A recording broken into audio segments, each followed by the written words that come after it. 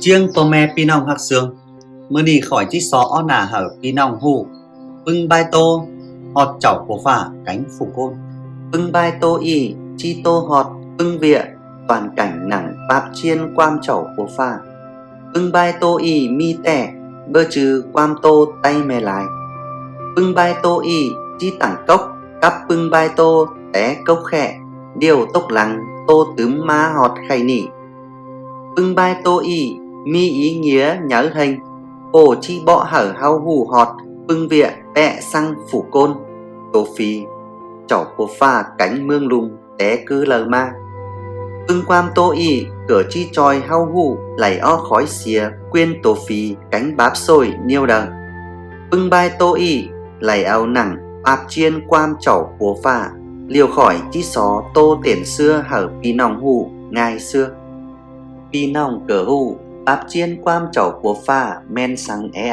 quam kiều sáu khẽ chư kinh thánh bạp chiên quam chảo của pha men bạp sư nưng kham ba bơ pẹ bưng bạp sư ướn ô bạp sư y mi quam tô tẻ té chảo của pha ma hở phủ côn hau hù họt măn bạp chiên quam chảo của pha mi quyên rú tênh phủ côn bày bọ hau hù phăng tòi đuông tang men đi không chậu của pha niêu đờ trăm ba mét kỳ pan pì trắng tẻm ọ mét khăm ba bạp chiên quam chậu của pha bền bai tô men cắn mét khó chờ pi nong coi ao chờ phăng ao bưng bai tô y nơ bai tô nưng té cốc con chơ hê mi tô xăng con chơ hê mi mương lùng y chậu của pha há mi rú con liệu bơ mi phở dệt ọ chảo của pha há mi rú thôi chảo của pha bơ mi mư bên ọ cỡ bơ mi mư bên tái chảo của pha men phủ súng sút hù mét chu ăn chu niêu mi quyên súng xưa mét cánh phủ men đi bơ mi vịa hai sang nặng chảo của pha men phủ dệt ọ mương pha cánh mương lùng chơ ăn mương lùng hê mi hún sang cánh hê mi tố sang khăm ba mi nằm liều khuẩn chảo của pha rú tênh nằm tốc lăng chảo của pha dệt hở mương đùng mi hún chảo của pha sủ quam pạ măn bày dệt ọ đìn nằm pha cánh chu ăn chu niêu nặng tênh mương lùng cánh tênh mương pha chảo của pha ba ọ tô xăng liều há mi ăn ọ chảo của pha cửa dệt ọ tá bên luồng bươn cánh pưng luồng đào chảo của pha ba ọ tô xăng liều há mi ăn ọ cá mết tố sắt tố xính tố nốc tố pá pưng có may pá pu cánh pưng hồng nằm cửa lẩy chảo của pha dệt ọ vẹ sang nằn chảo của pha dệt pưng nả vịa y nặng cuồng hốc mư liều ma mư thứ chết chảo của pha răng dệt pưng nả vịa ăn liều chảo của pha cửa có phai cánh gió mư thứ chết bay hở chảo của pha lò phủ men đi chơ ăn mương lùng cánh cá mết chu ăn chu niêu chảo của pha dệt ọ cỡ chăn đi bơ mi vịa hai sang chảo của pha hên xôm chờ cắt cá mết chu ăn chu niêu măn dệt ọ tô sóng té chảo của pha cỡ dệt ọ ế tiền chờ bày chờ vịa hở măn cánh sỏng nho hở măn tiền chờ quam kiều khẽ chư thiên sứ khăm ba cỡ mi tiền chờ nưng bơ é sỏng nho cánh chờ vịa hở chảo của pha măn é hở pưng tiền chờ ướn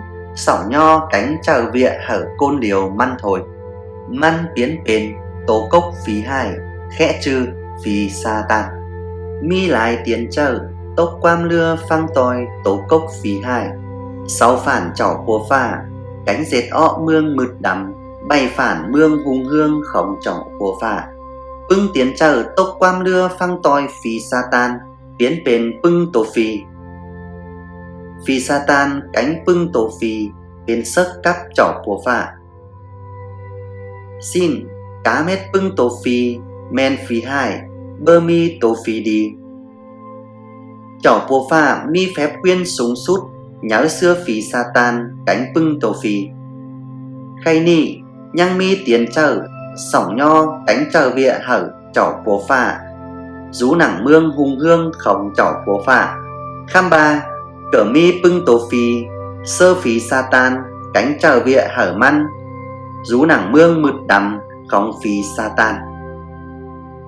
Chảo pua pha bơ dệt ọ tổ phi chảo pua pha dệt ọ tiền trở thôi.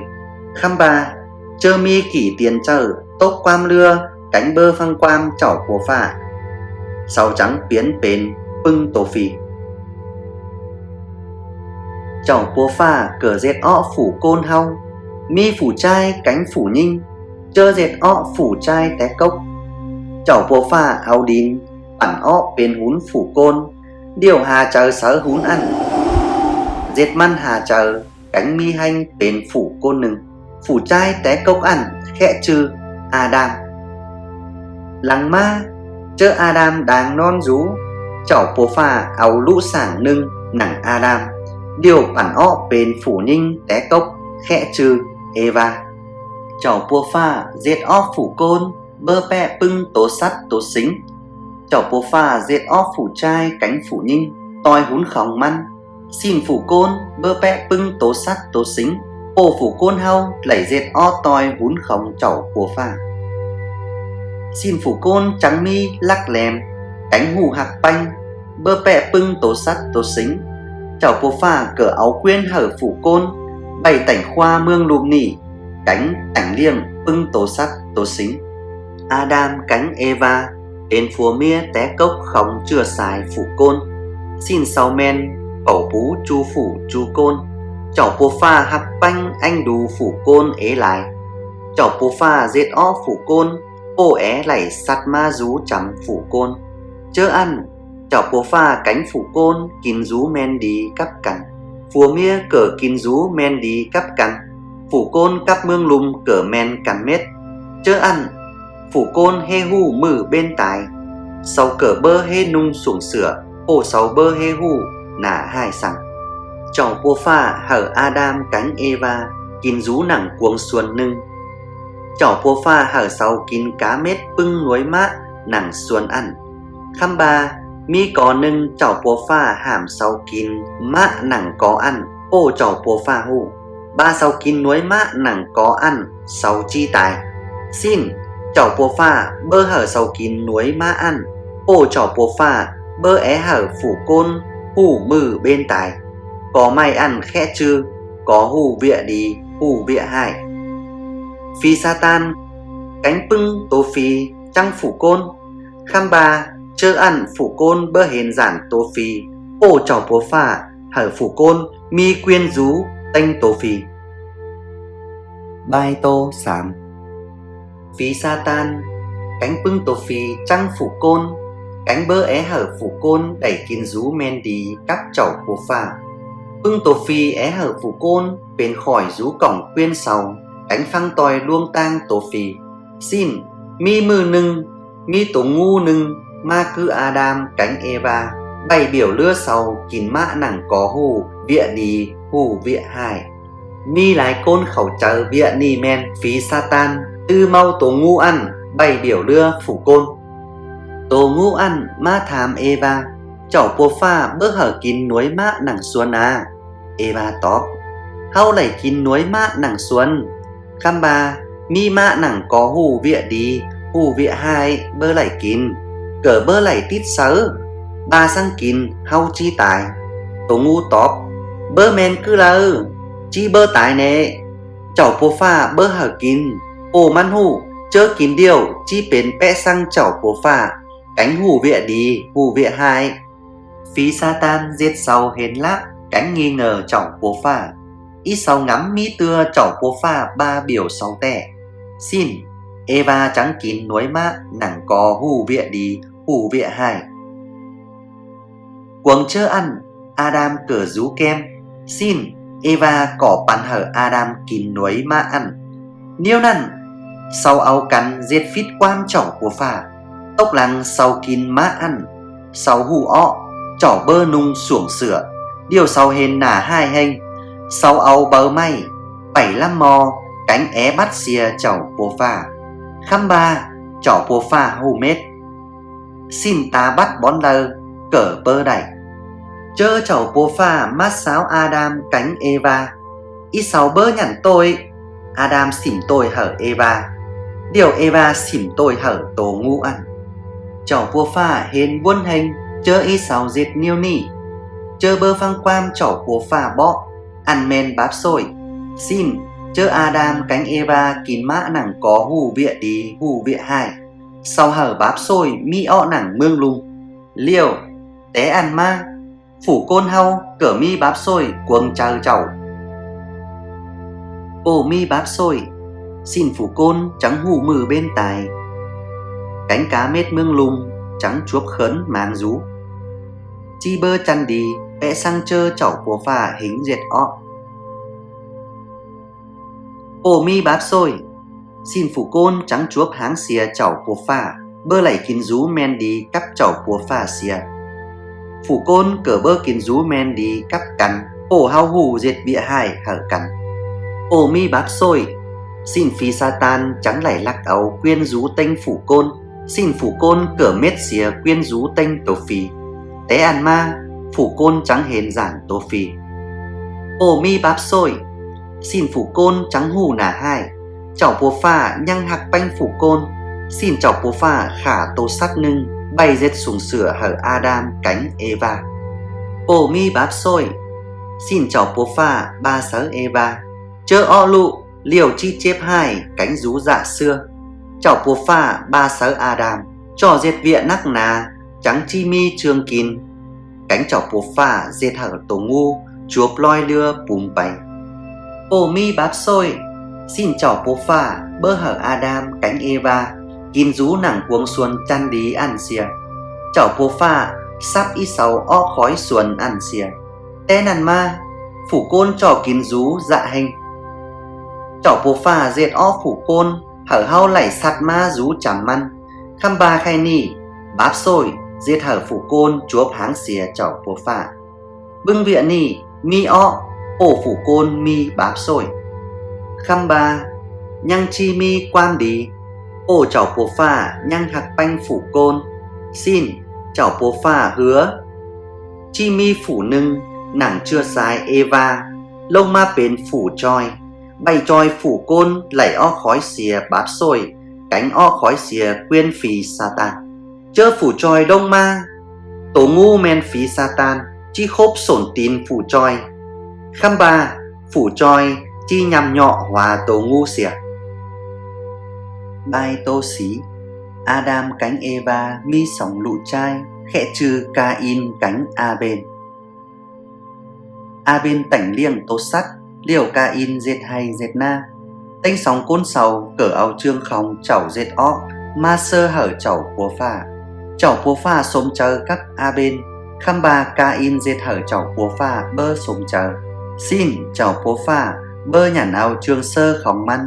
Cain hên bút nháy mết cớ. Liều chảo bùa pha tham Cain. Ô sang lờ lụ trắng hên bút nháy lê. Ba sang đụ dệt vịa men đi. Chảo bùa pha chi nhản áo đụ tệ. Khăm ba sang lụ nhăng dệt vịa bơ men đi.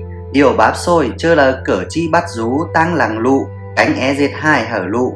Xin lụ cho hù hiếm mò coi dệt coi bay trắng pè lẩy báp xôi.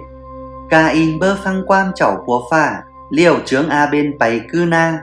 Chơ họt na Cain khả nòng trai măn xìa. Xin chảo bùa pha bút hành. Cain cỡ chuốc khớn màng cánh chảo bùa pha sắp Cain o bay cư bón lắc háng. Té mi báp xôi khẩu mưa nẳng mương lung. Phủ côn cánh báp xôi đang khả hòa cằn. Báp xôi é dệt hai hở phủ côn hau. Xin hau trò hiếm mò cánh coi kín coi rú trắng pè lẩy báp xôi. Cain bơ pè lẩy báp xôi pè Cain. Adam cánh Eva cỡ ọ lại lụ mớ. Lai pi cái bay phủ côn mà pe ọ lại. Khăm ba phủ côn chơ ăn bơ ngắm họt chảo bùa pha xìa. Phủ côn phăng tòi luông tang báp xôi. Sau dệt lại vịa hai hở cắn. Phủ lơ cỡ dệt bay toi chờ hai không chảo thôi. Chảo bùa pha lê hên phủ côn tố bơ bến ọ ác hai hình. Xin chảo bùa pha hên chếp chờ bổ dệt ọ phủ côn. Chảo bùa pha ngắm ọ chi dệt hở nằm nong thúng thuổng cá mết mương lung. Liêu chu phủ chu côn, cánh chu ăn chu niêu cỡ chi mết xìa. Khăm ba nhăng mi phủ nưng khẽ chư nô a, man bơ lưm xìa chảo của phà. Nô a nhăng hạc banh chảo của phà. Ô nô a nhăng mi chở phăng toi chảo của phà. Xin chảo của phà bơ é hở nô a, cánh tay hươn man mết xìa chùa đơi. Chảo của phà trắng bọ nô a, dệt khẳng hưa nháo nưng, hở tay hươn man chi bơ chuốc tài chớ nằm nong thúng thuẩm mết mương lùm. Nô a phăng toi quan chảo của phà. Chảo của phà bọ hở nô a, hù dệt khẳng hưa nháo niêu đờ. Liêu nô a dệt ọ pẹ quan chảo của phà bọ man. Chơ nô a dệt ọ khẳng hưa ăn. Chảo của phà sống lại tổ sắt tổ xính ma cư nô a, hở sâu tảnh liêng. Liều mà pẹ ọ bơ chuốc mết xìa. Chu loại tổ sắt, loại lơ cửa mi tổ po cánh tổ me. Điều bưng tổ sắt ăn, chi lại khẩu mưa nặng khẳng hưa, cắp tay hươn nô a. Chơ tay hươn nô a cánh bưng tổ sắt tổ xính, lại khẩu mưa nặng cuồng khẳng hưa nhớ nằn. Chảo bồ pha hắp phát tù khẩu mưa hở sau. Tốc lăng chảo bồ pha hở pha phôn xí xíp mư, xí xíp cưng, họt chơ nằm nong thúng thuẩm mết mương lùm. Chu phủ chu côn nặng tênh mương lùm mết xìa, nhăng mi tò tay hươn nô a thôi. Lai bươn cái ma, liều chơ nằm hành lông, tay hươn nô a, cắp bưng tổ sắt tổ xính, ọ ma khói khẳng hưa nhớ ăn. Chơ ăn chảo bồ pha dệt ọ cầu vòng nưng, rú nặng tênh mương phà. Chảo bồ pha ba cầu vòng ăn lỏ pẹ xăng khót hứa không chảo bồ pha hở phủ côn. Khót hứa ăn men, chảo bồ pha chi bơ dệt nằm nong thúm thuẩm cá mết mương lùm pẹ niêu nỉ sắc từa liều. Nô a cỡ áo tố sắt nưng, liều ma khả bày sỏng nho hở chảo bồ pha. Cô phủ côn tố bơ bến ọ ác hai hành, xin chảo bồ pha dệt nằm thúm thuẩm mết mương lùm. Chu phủ chu côn tài xìa. Kham ba ô nô a nhăng mi chở phăng toi chảo bồ pha. Xin chảo bồ pha hở tay hươn nô a, luông tang nưng lảy o khói xìa bên tài chơ chuốc nằm nong. Chăm ba mi côn điều nô a rú tênh mương lùm mi chở phăng toi chảo bồ pha. Kham ba nô a cỡ nhăng phăng toi. Té ăn ma tay hươn nô a kín rú nặng tênh mương lùm, hở phủ côn mà pe ọ lại từa nưng mớ. Kham ba mương lùm nỉ nhăng chuốc khớn màng rú, cánh phủ côn bơ há từ ọ khói xìa báp sôi đẩy. Phủ côn trò mi phủ tròi lông ma tròi ọ khói xìa báp sôi, cánh ọ khói xìa quyên tổ phì. Bai tô hả tốc lăng chơ chảo bồ pha dệt hở nằm nong thúng thuẩm cá mết mương lùm. Liều lại pi cai bay, nô a cánh tay hươn măn mà pe ọ lại.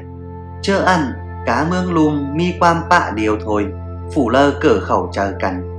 Bưng côn nặng mương lùm ọ bày cứ phương tà bên ọ. Sau sáo lại bón nưng é kín rú nặng bón ăn.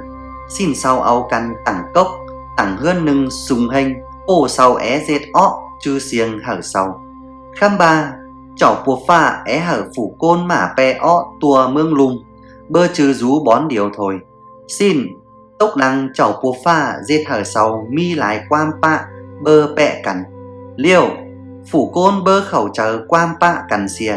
Tốc lăng bưng côn ăn mà pe ọ toa phén đìn mương lùm, cánh bền lại phan côn. Lai pi cai bay chảo bồ pha é dòm phan côn nưng bày hở man. Xin chảo bồ pha lựa áo ải pú nưng, mi chờ phăng toi chảo bồ pha. Ải pú y khẽ chư Abraham, cánh mia man khẽ chư Sala. Chảo bồ pha có phai cùng quầm hở phùa mia Abraham, cánh hứa cắp man niêu y. Chảo bồ pha chi dê thở chua hươn không Abraham, mà pe ọ lại bền phan côn nhớ nưng không chảo bồ pha. Liều lăng ma cổ mi ải pú Abraham, cá mết phan côn ướn nặng tênh mương lùm, chi lảy chảo bồ pha có phai cùng cuồng. Kham ba bền niêu đờ chu phan côn ướn, chi lảy chảo bồ pha có phai cùng cuồng. An men bồ chảo bồ pha hù phủ troi chi lảy o ma nặng lụ làn không ải pú Abraham. Chơ lông ma phủ troi chi pe phì Satan, hở chu phan côn lảy o khói quyên tổ phì cánh báp sôi. liều cưng ma mi men cắp chậu của phà chậu của phà cỡ ba hở Abraham chưa xài không măn chi bền phan côn nừng mi lại côn pẹ pưng luồng lào nặng tênh mương phà kham ba mi vịa nừng ăn men Abraham cánh xa la thẩu ké liều cỡ nhăng hê mi lụ chắc bơ hù niêu lờ chưa xài không sau chi lại bền phan côn nhớ nừng không chậu của phà chăm ba xin Abraham nhăng mi chờ chưa chậu của phà chi dệt lại toi khót hứa không măn ô Abraham chưa chậu của phà xin chậu của phà hở Abraham lại cưng ma mi men cắp chậu của phà Abraham cánh xa la cho thả sao bí lại tốc lăng chậu của phà dệt toi khót hứa không măn xa la ọ lụ trai nâng khẽ chư Isaac men lụ lẩy chậu của phà hứa hở phùa mía sầu chậu của phà chi hở Isaac cắp chưa xài không măn bên phan côn nhớ nâng không chậu của phà khăm ba mi mư nâng chậu của phà é thử chờ Abraham chậu của phà bó Abraham áo Isaac bên trường sơ hở chậu của phà vì ăn dạ hình cánh giản mết cớ ô ăn men lụ trai điều không măn khăm ba Abraham mi chờ chưa phăng quam chậu của phà xin măn trắng áo Isaac cánh sòng côn chờ vịa không măn bày tòi liều sau áo căn ó bày cứ bòm pu nâng bày sơ hở chậu của phà chơ mà họt bòm pu ăn Abraham bỏ sòng côn chờ vịa không măn thả rú nặng tìm pu Abraham bỏ sau măn cắp Isaac chi khửn bòm pu mưa sơ hở chậu của phà liều sau chi cưng lông ma chơ đáng khửn pu Isaac thảm ải ơi mi lùa mi phay điều khăm ba tổ sắt chi áo bày sơ hở chậu của phà rú cứ lờ lê Abraham tóc chậu của phà chi áo hở đu ơi Abraham ba xin ổ măn chứ khót hứa không chậu của phà cánh măn mi chờ chưa chậu của phà chi diệt chưa xài tay hươn măn bền phan côn nhớ nừng không chậu của phà xin Abraham ngắm chậu của phà chi mi niêu diệt ướn khăm ba măn cỡ bơ hủ chậu của phà chi diệt niêu đằng chơ mưa họt bón chi sơ hở chậu của phà Abraham tặng pan sơ nâng khửn liều măn phụ Isaac cánh áo Isaac bày tinh pan sơ ăn mi tưa Abraham hền giản hình ổ chậu của phà hê áo tổ sang hở y sáu sơ mi to Isaac thôi chơ Abraham khắm mạ mịt nâng khửn liều lâm bơ le sang chắc rú cư lờ ma mi tiến chờ nâng ma bọ hở Abraham nhá khả lụ chậu ton tiến chờ ăn cỡ ba khạy nị chậu bồ pha hù Abraham mi chờ chưa phăng chậu bồ pha tẻ tẻ chậu bồ pha bơ é hở Abraham khả Isaac chậu bồ pha é thử chờ Abraham thôi liêu tốc lăng chậu bồ pha trắng sống tổ sắt nâng ma hở Abraham áo tổ sắt ăn dệt trường sơ hở chậu bồ pha Abraham khả tổ sắt ăn tài tàng Isaac Isaac men đụ trai lẩy chậu bồ pha hứa hở Abraham khăm ba Isaac bơ chư phủ tròi pe sang chậu bồ pha áo tổ sắt nâng tài tàng Isaac chậu bồ pha cỡ chi áo phủ tròi hở phủ côn hau lẩy ó khói xìa báp sôi cánh ó khói xìa mương mượt lắm không phì Satan bài tô hốc chơ Isaac nhớ khửn măn áo mia liều mi pưng lụ Isaac cỡ mi lại lụ làn mớ chơ bản mương sầu bơ mi trương kín sầu ó bày kim rú nặng mương Ai Cập ô nặng hẳn mi lụ làn nưng nặng chua hơn sầu lẩy mi chức mi quyên rú nặng mương Ai Cập chơ sầu kín rú nặng mương Ai Cập chưa xài chua hơn sầu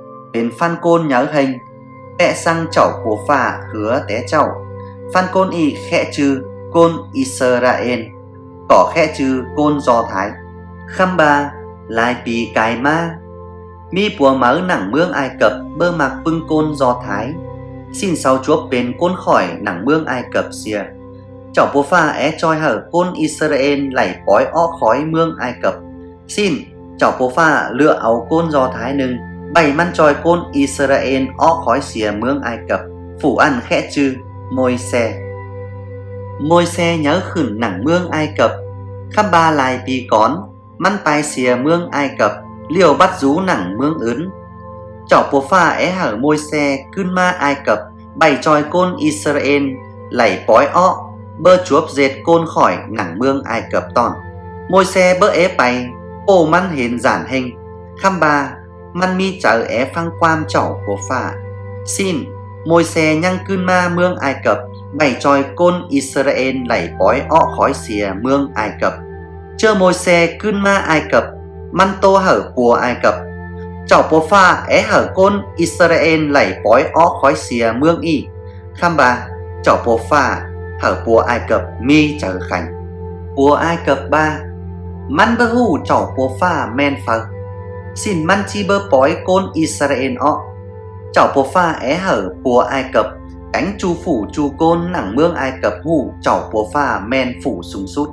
xin chảo của phà trắng dệt lại bịa hở mương Ai Cập hở sao hù bơ mi phật mi quyên bẹ chảo của phà khăm ba tốc lăng 10 bịa chảo của phà dệt của Ai Cập nhăng mi chở khánh cánh bơ é hở côn Israel lảy bói ọ khói mương Ai Cập xìa xin chảo của pha ba chi dệt hở côn Ai Cập vịa nưng mớ vịa an men chu lụ trai cốc cá mết tay hươn nẳng mương Ai Cập chi tài xìa khăm ba của Ai Cập nhăng mi chở khánh bơ hở côn Israel lảy bói ọ khói xìa mương Ai Cập chảo của pha bơ é hở côn Israel chuốc mết lụ trai cốc khóng sâu xin chảo của pha trắng tô hở môi xe bọ bưng côn Israel dệt niêu ỉ chu hươn cho khả tô do nưng liều áo lượt tô do ăn ta sớ him phát tù hươn sau bưng lô hươn mi lượt rú tanh phát tù chi bơ chuốc mết xìa lụ trai cốc bưng côn Israel phăng quam chảo của pha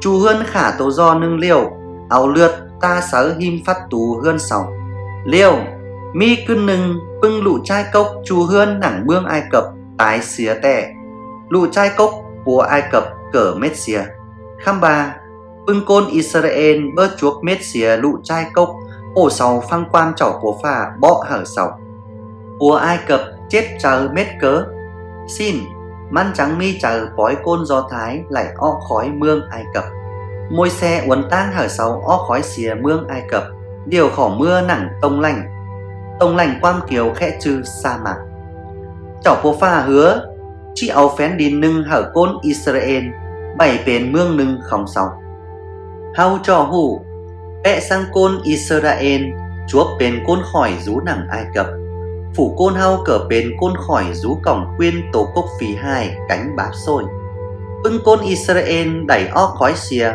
ổ sầu mi chờ phăng quam chảo của phà bọ sau ta lượt tố do sớ him phát tù hơn sáu trăm ba sau lảy o khói mương Ai Cập khăm ba sau bơ hê o khói xìa quyên phí Satan cánh báp xôi phủ côn nhăng cho mi phủ tròi chớ phủ tròi lông ma man chi tròi phủ côn ọ khói xìa quyên phí Satan cánh báp xôi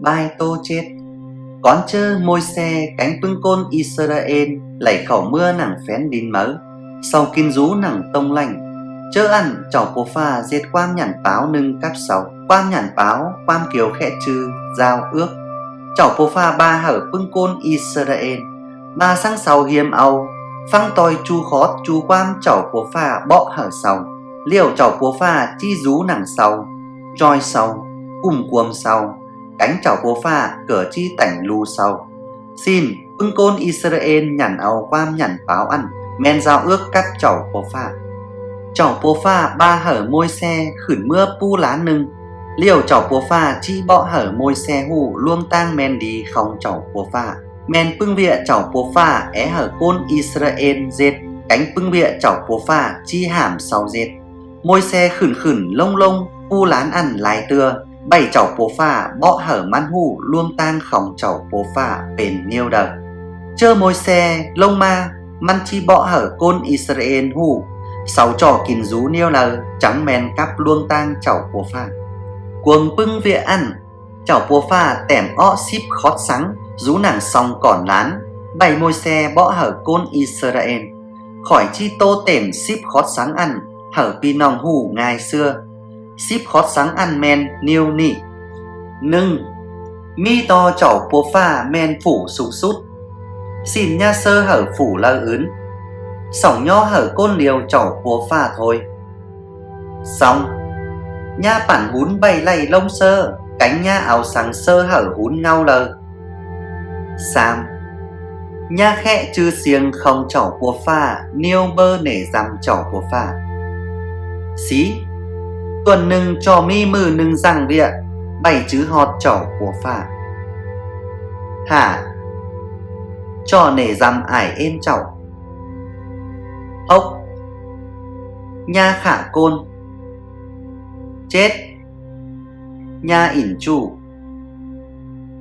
Pét nha lạc lêm trường khóng côn ứn.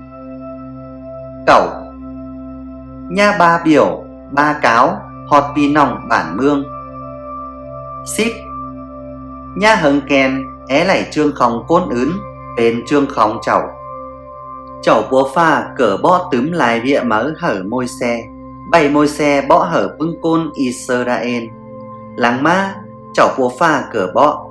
Chơ sau lảy khẩu mưa nặng phén đìn chậu búa pha chi áo hở sau. Liều chậu búa pha hàm sau diệt bưng hít khóng. Sơ bản hún cánh sơ tổ phì. Vẽ sang bưng phan côn nặng bưng lô mương kem hẳn. Bưng phan côn lô le kem sau dệt lại bịa bơ men cắp luông tang chậu của pha. Sau mặc khẽ say mò khẽ mè một khẽ bưng côn hù le hù tam cánh sơ tổ phì. Kham bà bưng bịa ăn mèn luông tang tổ phì bơ trừ luông tang chậu của pha. Bưng bịa tam phì dệt quam khơi ăn mèn bưng bịa nái hình tón nả chậu của pha cánh chi dệt chậu của pha hút mét cớ. Chảo bố phà bơ é hở bưng côn khóng măn diệt bưng hít khóng phăng tòi luông tang phí Satan cánh bưng tổ phí. Bưng côn khóng chảo bố phà trò sỏng nho côn điều chảo bố phà thôi. Bà sang bưng côn Israel cỡ sơ tổ phí. Thư bà sơ hở phủ lơ bơ trừ chảo bố phà. Liều chảo bố phà chi bút nháy cắp sau. Khăm bà sang sầu hiểm âu phăng tòi mét chú khó chú quan chảo của pha sáng hở sau cánh sỏng nho côn điều chảo của pha. Liều chảo của pha chi xôm chờ chi rú nặng sau troi sau cùng quầm sau cánh chảo của pha cỡ chi tảnh lù sau. Té mư ăn bày bưng côn Israel cỡ chi dệt tòi bưng khót sáng khòng chảo của pha y lở quá. Chơ sau bơ phăng tòi ăn men báp xôi cánh y sau chi bơ mi men cắp chảo của pha xìa. Pì nòng ơi le lầu bưng vịa chảo lưng khơi dệt. Pì nòng cỡ ngắm chảo bố pha hên sống chờ cắp niêu kín rú khòng chảo lở quá. Pì nòng cỡ mi báp xôi lở quá.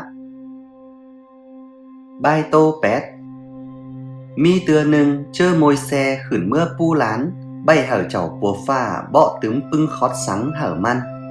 Bưng côn Israel nhăng thả rú sau hên bớt hình xin sau áo bưng bỏng hù phát khen bèn mư không sau hở phủ nưng. Điều phủ ăn áo bưng trường ăn sớ thán phay hòn. Tốc lăng măn bản ọ hún tổ ngoa hở côn Israel lầy đông sơ hún tổ ngoa ăn. Chảo bố pha hù bịa y man hến bút hình chảo bố pha bọ môi xe cưng lông bảy. Chơ môi xe cưng lông ma man le hến bưng côn Israel sơ hún tổ ngoa ăn. Môi xe cỡ hên bút hình liều măn xỉm xong còn nán chảo bố pha tẻm ọ xíp khót sáng rú nặng hẳn lông. Liều xong còn nán ăn te ọ xìa. Môi xe cỡ ta bún tổ ngoa ăn ọ xìa cánh bõ sầu biến chờ cưng ma phăng tòi luông tang men đi không chảo bố pha.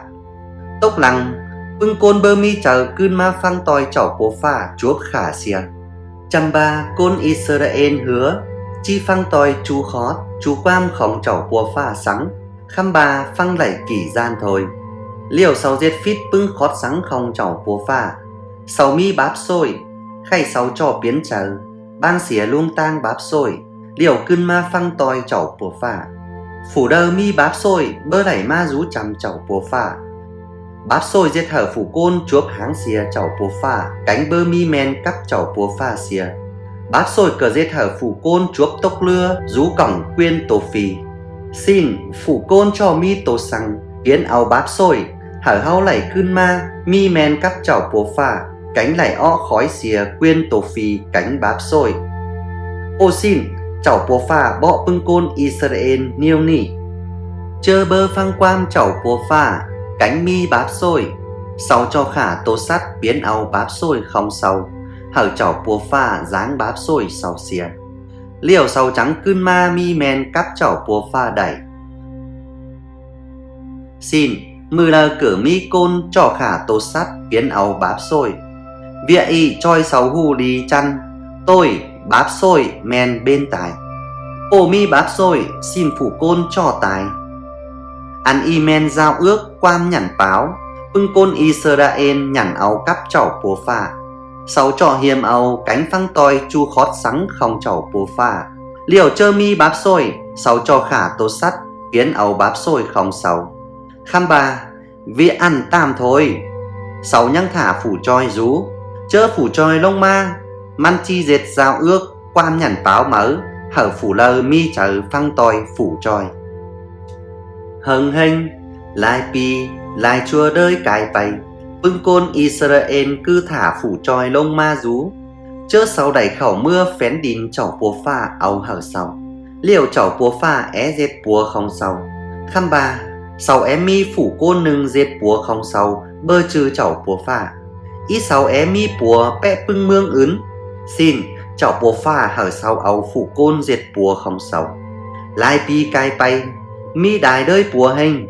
Mi kỷ bùa dệt đi. Cánh uốn côn Israel kín rú men đi cắp luông tang chảo bùa pha. Khăm bà lại bùa dệt bơ men đi. Cánh uốn sáu tốc lưa bày tòi luông tang phít. Chớ ăn sáu mặc dệt bẹ bưng phan côn. Rú kem mương sáu bơ nể dằm chảo bùa pha. Sáu mặc áo đín áo may bản hún lầy lông sơ. Sáu cỡ sơ tổ phi lưm xìa chảo bùa pha. Chảo bùa pha cỡ nhăng hạc banh sáu hình. Chớ sáu tốc lưa bày tòi luông tang phít.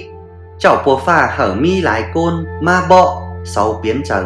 Bang xìa báp xôi bang xìa lông tang tổ phì. Điều cươn ma phăng tòi côn điều chảo bùa pha. Chăm ba mi kỷ tưa sáu bơ phăng. Khăm ba cỡ mi kỷ tưa sáu biến chờ. Liều cươn ma phăng tòi luông tang men đi không chảo bùa pha. Nặng cuồng bưng côn chảo bùa pha sống ma tròi côn Israel. Nhăng hê mi phủ tròi lông ma. Sáu nhăng thả rú. Chơ ăn sáu hê lảy o khói xìa quyên phí Satan. Sáu hù khả tô sắt biến áo báp xôi hở sáu rú thôi. Vía ăn cỡ bớt hênh. Ô mư lơ cỡ cho dệt lau dệt lưng. Khăm bà chơ phủ tròi lông ma. Man chi dệt giao ước quam nhằn báo mớ. Hở phủ côn cắp chảo bùa pha. Phủ tròi cỡ chi bè phí Satan. Cánh tròi phủ côn hau. Lảy o khói quyên tố phí cánh báp xôi. Bai tô cẩu lai pi lai chua đơi cài bành. Bưng côn Israel cánh bưng phan côn ướn cỡ mi chờ phăng tòi chảo bùa pha. Sau âu căn thả phủ troi hừng hênh. Liều mi mừ nưng mi tiến chờ nưng té cứ chảo bùa pha. Lông ma bọ hở phủ nhinh nưng trừ Mari. Tiến chờ ăn bà Mari chi man đụ. Liều ọ đụ chai nưng. Lụ chai ăn men phủ tròi. Khăm bà Mari chắc bơ hù vịa ăn chi bền niêu lờ. Ổ man men phủ xào. Bơ hê kín non cắp phủ chai lờ sắc tưa. Khăm bà chảo bùa pha chi sống khuẩn măn. Khẽ trừ chảo khuẩn sờ. Bày áo khuyên chảo bùa pha dệt hở Mari man đụ. Chảo khuẩn sờ bơ kín non cắp Mari. Man áo phép khuyên chảo bùa pha bày dệt vịa ăn thôi. Ăn men phép lạ. Chớ ăn Mari mi phủ báo cánh sau chi áo cằn. Phủ báo không Mari khẽ chư Joseph. Chơ Joseph lẽ hên Mari man lụ. Joseph hên lủng chờ hình. Ổ man cánh Mari bơ hê non cắp cắn sắc tưa. Joseph é bang Mari xìa. Khăm bà mi cưng nưng chơ Joseph làng non rú. Mi tiến chờ ma ba hở Joseph hủ. Ăn y men vịa chảo bùa pha dệt. Xin nha bang Mari xìa. Tiến chờ ăn cỡ bõ hở Joseph. Sau trò phụ trừ hở đụ trai ni men trừ Giê-xu. Xin Joseph bơ bang Mari. Điều sau áo cắn. Khăm bà sáu bơ non nẳng cắn. Tàu họt chơ ọ lụ liều. Mari ọ lụ trai điều. Sáu phụ trừ hở lụ men Giê-xu. Bẹ tiến chờ bõ hở sau. Chảo Giê-xu men phủ tròi. Mi lái côn làng thả rú hừng hình liều. Mari cánh Joseph cỡ bẹ chu côn. Khăm bà chảo bùa pha nhăng lựa áo sáu bày dệt bịa lang lý ỉ. Chăm ba Marie cánh Joseph bên ải em chảo Giêsu rú tênh mương lùm ỉ. Khăm ba chảo Giêsu cỡ trừ lụ trai chảo bùa phà. Ô chảo Giêsu té mương phà lảy lông ma ọ nẳng mương lùm. Xin mừ bên ọ chảo Giêsu khẽ trừ mừ Giáng sinh. Chơ chảo Giêsu nhớ khửn man bọ sòn hở phủ côn hau hù. Cươn ma phăng tòi luông tang chảo bùa phà niêu men đi. Chơ chảo Giêsu bọ sòn bưng côn lại nhìn cỡ hền muôn. Cánh lạ hành bổ chảo Giêsu bọ niêu phủ mi phép nhớ quên luồng bơ pẹ bưng say bọ ướn. Chảo Giêsu cỡ dệt lại vịa lạ lửng tón nả lại côn. Chảo Giêsu cỡ ra đi hở lại côn chép hai sảy đào. Hở côn tà bót hền hung lảy. Hở côn pỉa nhang bay lảy. Hở côn tài điều cưng hanh ma. Cánh ế vịa lạ lửng mớ. Chảo Giêsu cỡ sắp tổ phí hai ọ bay. Ô chảo Giêsu mi quyên rú tênh tổ phí. Tênh cá mết tổ phí giản chảo Giêsu hành. Ô tổ phí hù chảo Giêsu men phủ tròi. Men đụ trai chảo bùa phà cánh mi quyên rú tênh sáu. Chảo Giêsu cỡ bó chảo bùa phà men chảo bò. Chảo Giêsu men chảo lụ. Khăm ba sáu huông chờ cắn. Chảo bùa phà cánh chảo Giêsu men phủ điều. Niêu nặn hao trắng hù ô chảo bùa phà hắc banh phủ côn hành. Chảo bùa phà trắng lông ma mương lùm bến phủ côn. Men chảo Giêsu bày tròi phủ côn lảy ọ khói xìa quyên tổ phì cánh bát xôi. Hở hao lảy khươn ma mi men cắp măn. Ăn men tin lành hở chu phủ chu côn rú tênh mương lùm. Chảo Giêsu bọ hở phủ côn hao trò biến trở bang xìa đuông tang báp xôi. Bang xìa đuông tang tổ phì liều chừa phăng tòi luông tang chảo Giêsu. Chảo Giêsu cỡ ba mi tò luông tang điều khòng măn. Trắng chi khửn mưa cư chảo bò lảy. Bơ mi đuông tang ướn lảy mưa cư chảo bùa phà. Bổ mi to phủ tròi lảy tròi phủ côn ọ khói xìa quyên tổ phì cánh báp xôi. Cỡ mi lại côn biến chờ chừa phăng tòi luông tang chảo Giêsu. Khăm ba cỡ mi lại côn bơ phăng tòi. Bai tô ship. Chăm ba mi lại côn biến chờ phăng tòi chảo Giêsu. Khăm ba bưng côn Israel mi chức mi quyên chơ ăn bơ mặc chảo Giêsu. Ô chảo Giêsu ba chảo bùa phà cắp măn huôm chờ cắn cánh men phủ điều. Bưng côn mi chức mi quyên ăn bút nháy mết cớ. Sau ép hả chảo Giêsu xìa. Xin mi mừ nâng sáu bắt áo chảo Giêsu ma thám tôi tón nả sau. Chăm ba chảo Giêsu bơ mi báp xôi xăng bơ diệt phít xăng. Khăm ba sáu cứ é khả chảo Giêsu xìa. Té chào quam chảo bùa phà bọ chơ phủ tròi lông ma. Man chi chuốc lại dạ cha. Trắng chi tròi lại phủ côn ọ khói xìa quyên phí Satan cánh báp xôi. Bẹ xăng chơ chảo bùa phà áo hở ải bú Abraham tố sát nưng bày tài tàng Isaac. Niêu nặn phủ tròi cỡ chi tài biến áo báp xôi hở phủ côn hao. Bẹ xăng chơ côn Israel khả tô do liều áo lượt ta sở him phát tú hươn trắng lảy o khói xìa mương Ai Cập. Niêu nặn phủ côn hao trò mi lượt phủ tròi trắng o khói xìa quyên tổ phì cánh báp xôi. Bẹ xăng chảo bùa phà bọ côn Israel trò khả tô sắt bảy biến áo báp xôi hở sau. Niêu nặn chảo bùa phà cỡ chi áo báp xôi khóng phủ côn sáu phủ tròi bảy phủ tròi tài biến áo báp xôi hở hao. Chơ chảo Giêsu chúa bắt man mi quyên o khói mư sau đẩy. Khăm ba chảo Giêsu hù trò mi lượt phủ tròi lấy ọ trắng suối xìa báp xôi phủ côn đẩy. Chảo Giêsu cỡ hù phủ tròi trò tài biến áo báp xôi hở phủ côn. Xin hao trắng chi lảy o khói xìa quyên tổ phì cánh báp xôi. Ô xin chảo Giêsu hở sau khả măn xìa.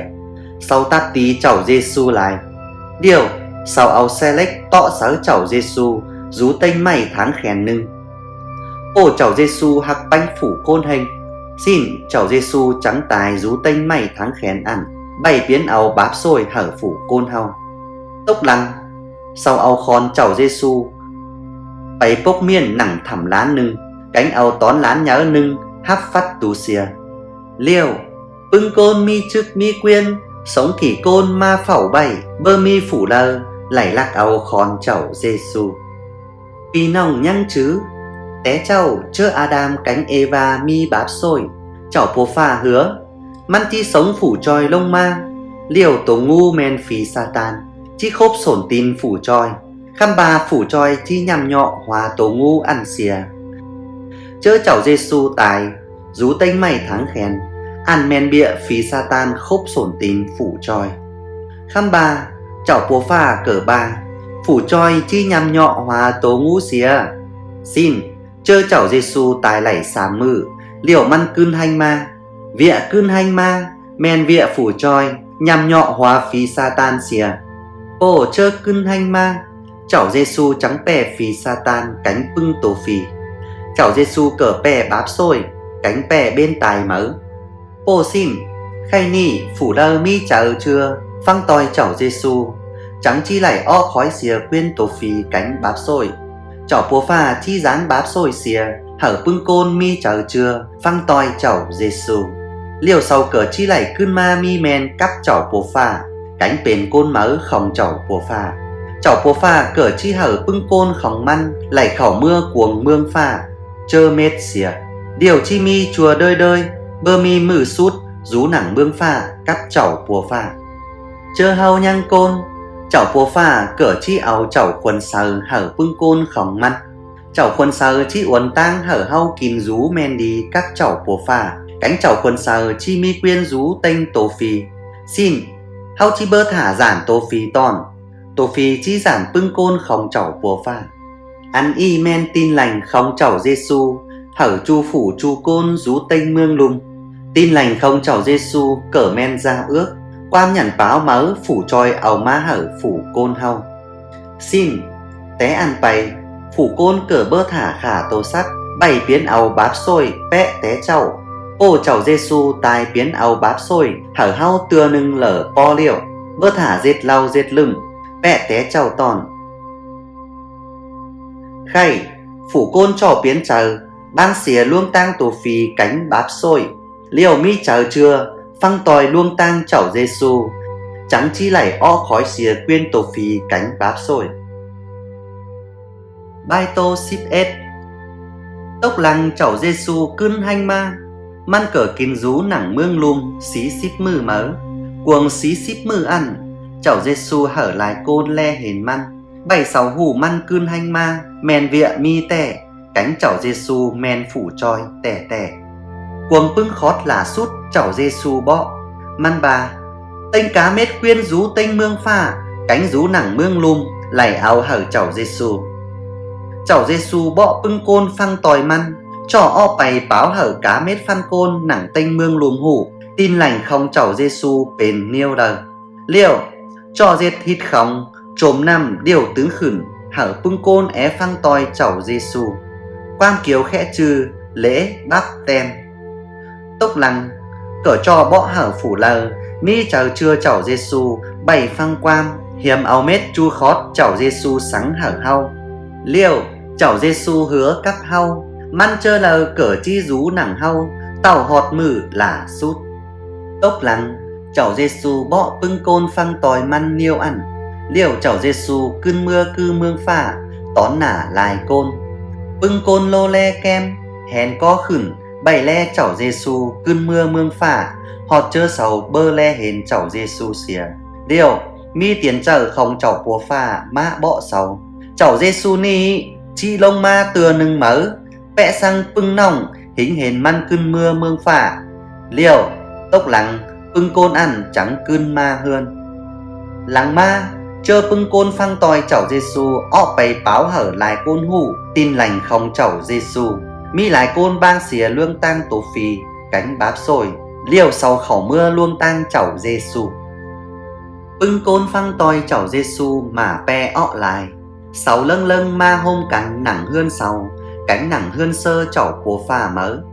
Bưng côn không chậu bố pha y hạc banh cắn, chơ sáu ma hôm cắn, sáu ép quam chậu bố pha nẳng cắn. Lê xó chậu bố pha toi cắn, sỏng nho chậu bố pha toi cắn.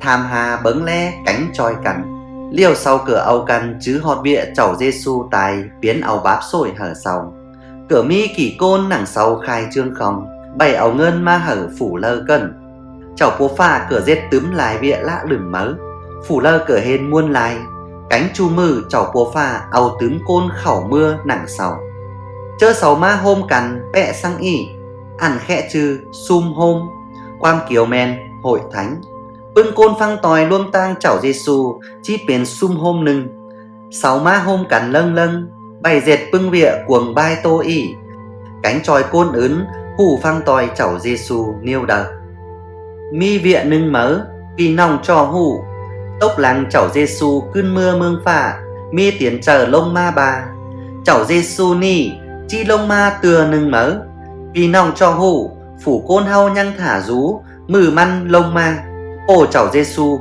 bơ hê cơn lông ma từa thứ sóng té chảo Giêsu cỡ ba con chi mi kỷ côn ma bà sáu men chảo Giêsu cơn ma liệu khăm bà sáu biểu lưa thôi chơ chảo Giêsu cơn lông ma từa thứ sóng chi men chảo Giêsu y men chảo Giêsu tài rú tanh mày tháng khen y bơ trừ phủ lơ ướn xin bà sang mi phủ lơ bà sáu men chảo Giêsu cơn ma liệu khăm bà sáu bơ trừ chảo Giêsu y nhà phăng sáu biểu lưa thôi chảo Giêsu cỡ ba chi bơ mi phở hù mừ lơ măn chi cơn lông ma xin bà sang mi phở bà sáu hù mừ chảo Giêsu chi cơn lông ma nhà phăng sáu cỡ biểu lưa thôi chơ chảo Giêsu cơn lông ma từa thứ sòng măn chi bơ lạc lông ma phủ lơ cỡ chi hù chơ măn lông ma ổ hau chi le hền măn lông ma tẻ xin coi kín coi rú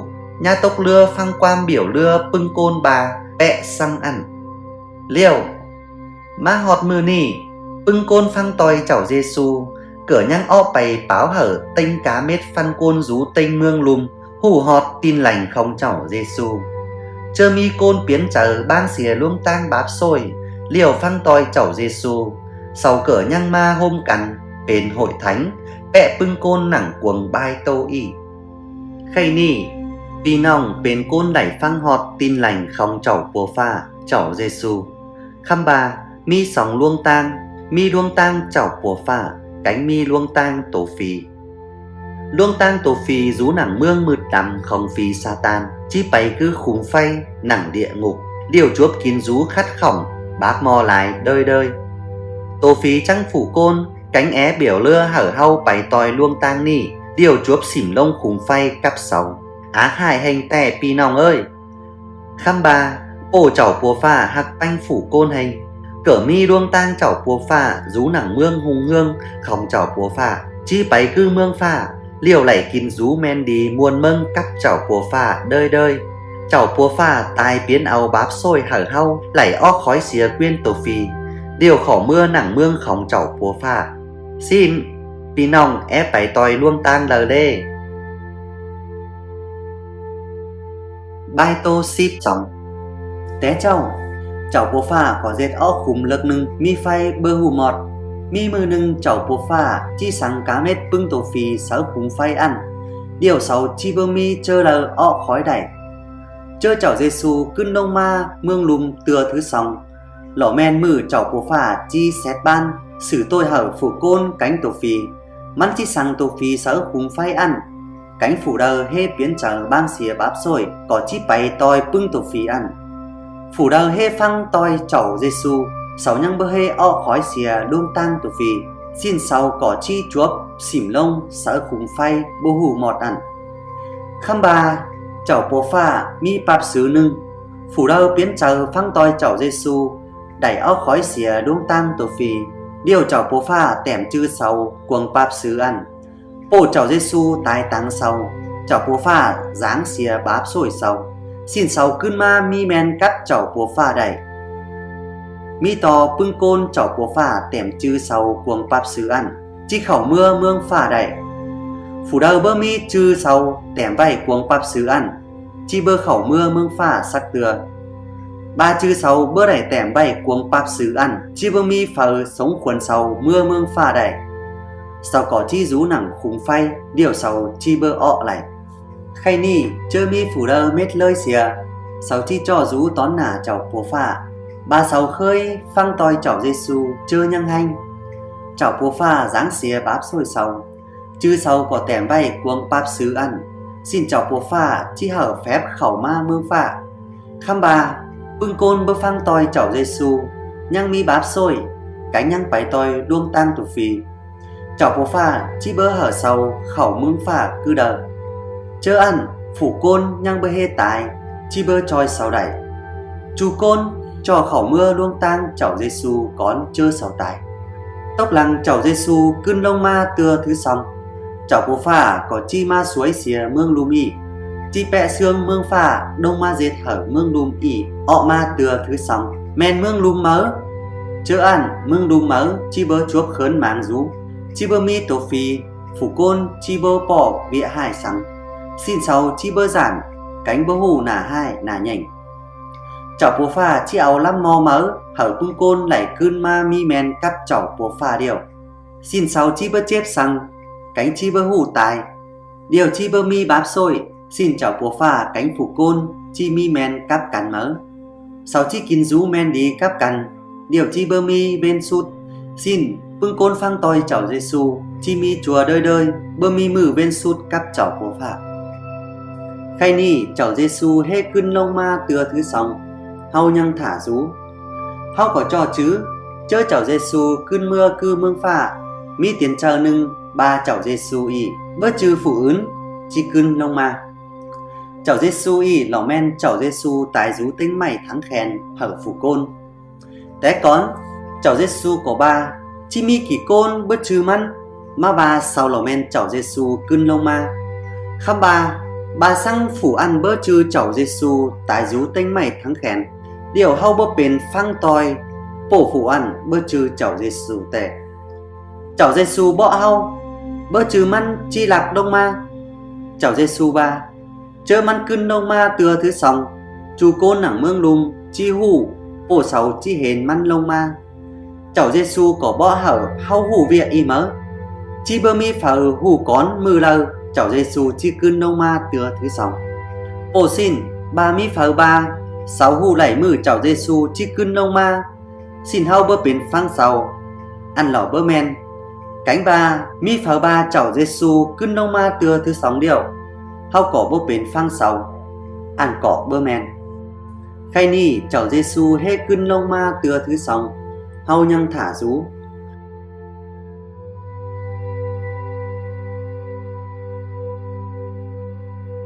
phủ tay hau nhăng mi ế côn bơ hê hù họt chảo bố phà xin hau bài toi đuông tang tổ phì hừng hình liều bố giản tổ phì cánh hê hù họt chảo bố phà xin phủ tay hau trắng sơ hở ế neo tổ phì men lỏ qua cỏ mi tổ phì bèo lưa hở hau ngắm sau lỏ bảo phú hau sau é khẩu ma hươn hau bên phì hươn cánh é lại hau sơ hở sau kín bưng tổ phì ăn bơ chư bảo phú hau sau lỏ men tổ phí bèo lưa hau thôi chăm ba phủ tay hau lưm xìa chảo bố phà khăm ba chảo bố phà có bơ lưm xìa hau chảo bố phà hạc banh côn tay ế lại chảo bố phà có é hở côn tay hau cưn ma mi men cắp măn cánh phăng tòi luông tang men đi không chảo bố phà ba côn tay hau biến chờ bang xìa đuông tang tổ phí cưn ma bái tòi chảo bố phà điều chảo bố phà chỉ có phai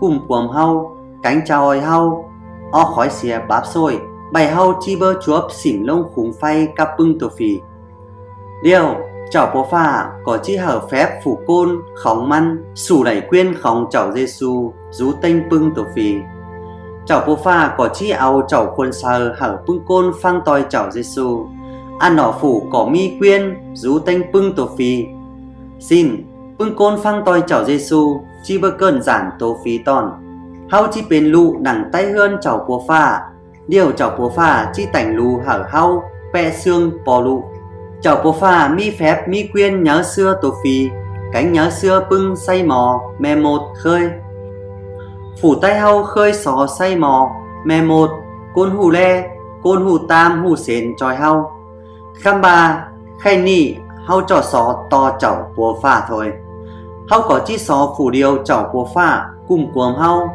bố cháu của phà lò phủ sùng xưa mết vịa đờ măn cỏ tròi đẩy. Pi nòng ơi, phủ tay hau mi ế côn bang xìa luông tang tổ phì cánh bài tòi luông tang cháu của phà điều. Pi nòng có é dệt tòi lỏ quá. Ba pi nòng é bang xìa luông tang tổ phì điều bài tòi luông tang cháu Giêsu. Mưa y pi nòng có chi đẩy dệt bịa y. Khay ni bưng pi nòng cho lẽ so cháu của phà.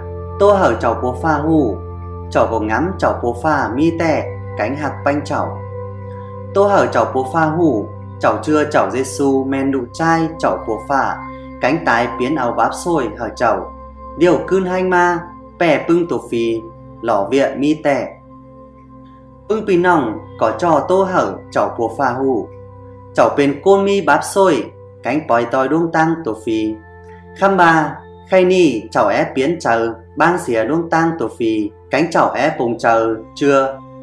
Bơ bài tòi đuông tăng báp xôi điều khay ni cháu é phăng tòi côn điều cháu của phà. Ba bưng pi nòng mi chờ é biến chờ cánh phăng tòi cháu của phà tè xin so cháu của phà cánh tô hở cháu của phà hù bưng vịa ỉ. Tốc lăng ó bài sáo hà phủ côn không cháu của phà bưng côn ỉ có khẽ chư côn tin lành. Điều xó côn không cháu của phà ăn dệt hít trốn nằm điều tướng khửn hở cháu. Bẹ xương bưng côn cuồng bưng quan tô ỉ dệt chơ sầu é biến chờ điều phăng tòi cháu của phà. Liều pi nòng chi đẩy cháu của phà dáng báp xôi xìa hở cánh cháu chi mi cháu quần sờ rú nặng cuồng chờ. Liều làng ma nhà hà bài tòi đuông tang tổ phí tòn.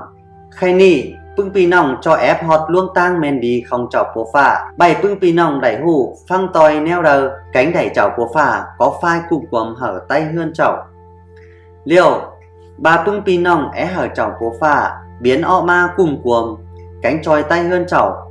Bưng pi nòng cho hạc banh cháu của phà sút mốc sút chờ sút hanh sút quam ngắm cánh phăng tòi luông tang cháu của phà bơ phăng tòi luông tang tổ phí tòn. Khỏi có so cháu của phà có phai cùng quầm chu phủ chu côn nặng pi nòng hạc sướng.